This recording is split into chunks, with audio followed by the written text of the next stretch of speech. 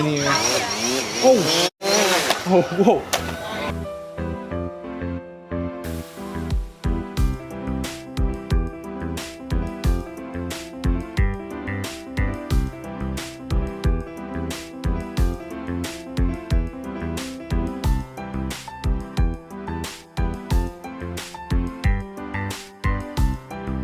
Hello and good morning, everybody. Yes, it really is early in the morning. I'm Kyle and I'm coming to you from a small neighborhood off of Highway 20 in Gucci, and I arrived here yesterday. Where is here? Well, Gucci District is still a suburban area of the Saigon metropolis, consisting of about 168 square meters of land and about 30 miles or so away from District 1. There's one town. That's where I'm at right now, surrounded by 20 communes and easily over 350,000 people.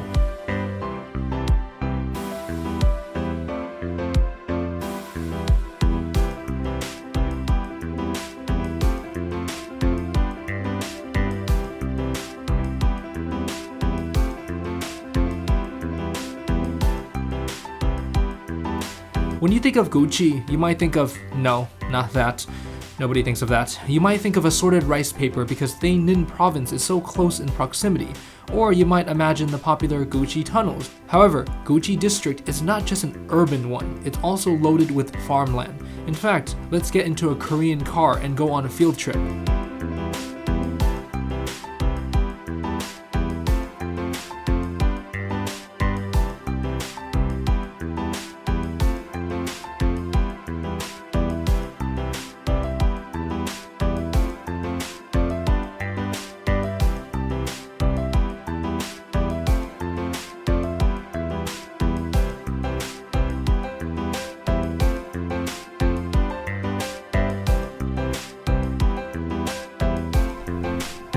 Did you know that pomelo, aka bui, is grown in Gucci? Here we are at a farm and you can actually cut your own during season. Actually, you can only cut your own if you know the owner. Please don't go cutting people's pomelos.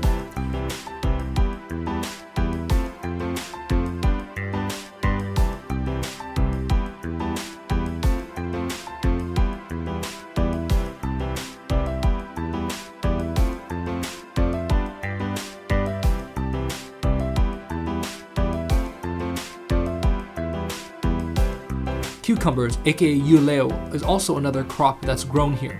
Once again, don't go eating strangers' cucumbers. I'm not responsible if you find yourself in a pickle. Ha ha. Man, there's a lot of crickets here in Gucci.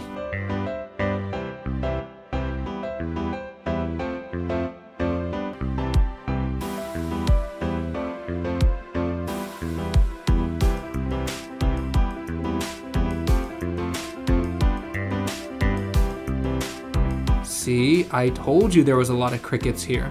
In fact, here's a cricket farm that raises tens of thousands of them. The crickets here are human edible grade. Usually the female ones with eggs are more expensive, and you can also buy other kinds for animal feed, as well as bird feed and predatory fish food. Now, most of you might cringe at the thought of eating a bug. Crickets are actually quite clean and highly protein dense and loaded with fiber and vitamins like vitamin B12 and even calcium. These crickets are raised to be around a month old and sold by the kilo. So back at the compound, the Ohio crew got settled in from their long journey so far. Their trip in Vietnam has been full of adventures and travel moments, especially for Chris here. It's his first time in Vietnam. He's got great company to show him around though, like Ngọc here, whose family runs this place. So what do VIET KIEU people like to do in their homelands? Well, eating exotic fruits is always a plus. Here we have the ever so delicious custard apple, măng cau. Some parts of America might occasionally get them as imports, but for the most part they tend to be either non-existent or quite rare. So when VIET KIEUs go home, they tend to eat as much as possible. It's hard to describe the taste because it's rather unique. It's sweet and tangy and, well, how would you describe them? Though, I have to admit, it's kind of a chore to eat because you're constantly hunched over spitting out seeds and trying to be polite about it. I mean, ideally we can all just eat these outside and have a seed spitting contest, but in contemporary times and politically correct custard times, we utilize our natural seed sorting instincts to dispose of the seeds as promptly as possible. We all have to sacrifice looking cool in order to experience this tasty fruit, unfortunately. Now, if you really want to look like a certified G, definitely eat baby tangerines. Now you're really cool.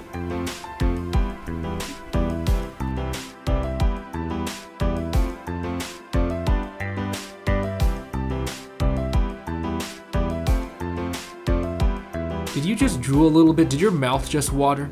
Let me know with a comment down below if it did, because mine is right now just narrating this.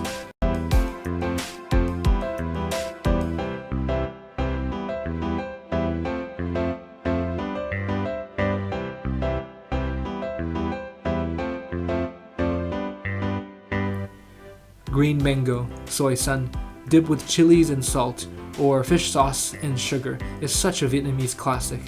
Though I wish someone would have told me just how sour mangoes can get.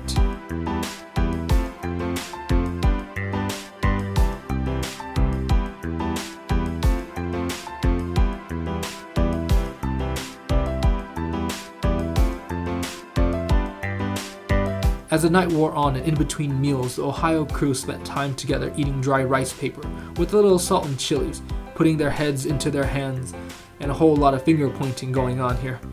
It was as if they were trying to play Heads Up 7 Up, but without the Heads Up 7 Up part. I wasn't sure what was going on, to be honest. At least there was rice paper. And like anything else in life, guys, it's not about what cult-like rituals you participate in, it's who you do them with. And that's what counts.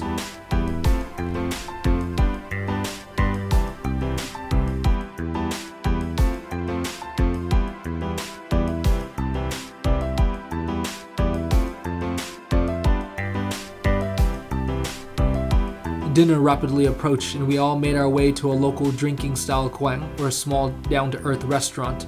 Most of the dishes are catered around beer, but the variety is endless, so I'm sure you'll find something appetizing. These styles of restaurants are quite common in Saigon and in many other cities in Vietnam. To simple dishes like egg noodles stir-fried with some big prawns, to something more exotic. Oh, look, looks like Chris just ate something really delicious. Or did he? I can't tell. Like grilled pork armpits, extra chewy and extra porky, exactly how a pork armpit would taste like. Or grilled mud skipper fish, gakeo noon. These extremely bony and bitter fish are a beloved staple of the Mekong Delta region. Some people aren't fond of them. I'm not a big fan. Chris here, well, all I know is he's enjoying the entire experience.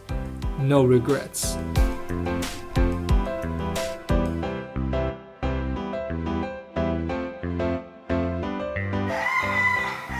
Okay, so back to present time right now. That dinner was great and all that, but the real feast is about to begin very soon.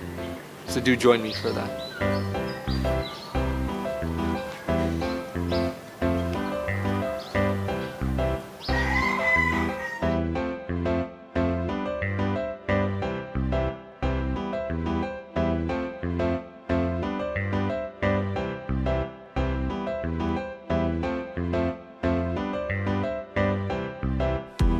With a slight trickle of rain, the stage has been set. The epic wild feast is about to begin, and I mean wild. But first, let's prep the dishes.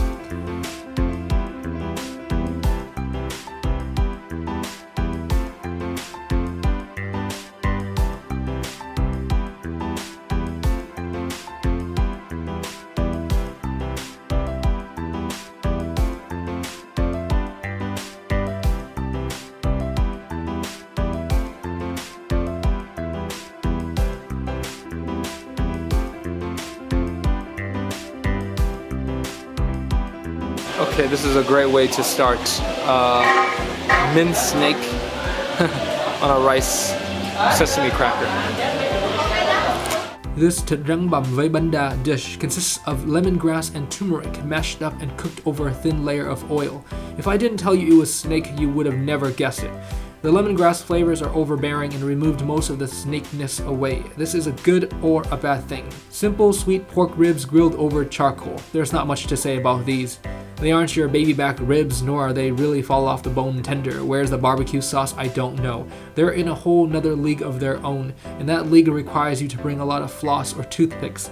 Much of like most fresh pork dishes in Vietnam, beyond excellent. We bought about 3 kilos of the crickets, which was about 200,000 dong, or around $9, and the most popular way to prepare them is just to fry them up in some butter and peanut oil until you can't really taste much cricket in them anymore. I've had crickets before, but these are probably the best crickets I've ever had.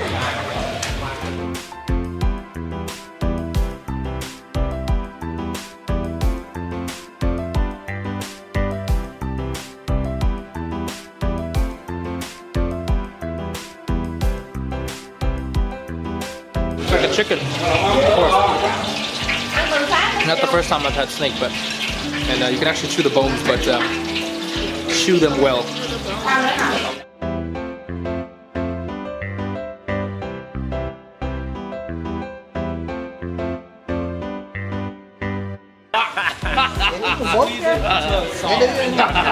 Không, nó là bóp cho nó mềm mà ngon.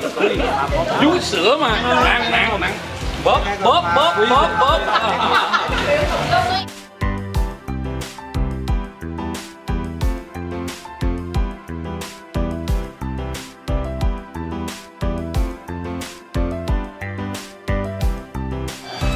This short stay is over. The van is backing up right now, and I better move the camera. Oh gosh. Okay, take 2. Okay, it's still coming. Okay, as I was trying to say before, that's it. Thank you so much for joining me. A special thanks to Ngọc and her family for welcoming us into their homes. The food was great. Thank you again. I've learned so much about Gucci. I've been Kyle, and this has been Gucci. Tuesday for the traffic coming back to Saigon. Tới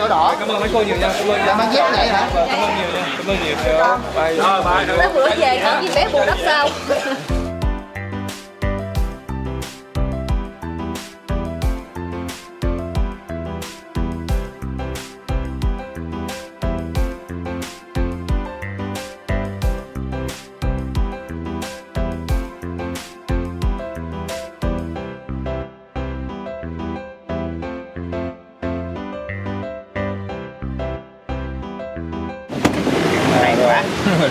This is a very, very famous Nuc Mia sugarcane place in Gucci. Very, very famous. Look at this. Look at that used sugarcane. Look at this. I'm sure you guys know what sugarcane is by now. If you watch my channel, sugarcane is this long stick and they press it through a machine and then juice is extracted. Quite famous actually.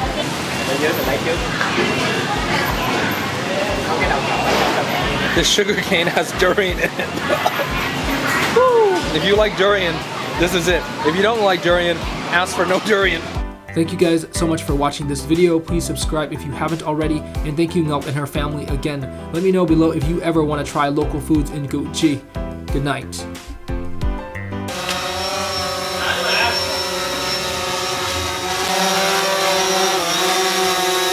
Those are great shots. Yeah.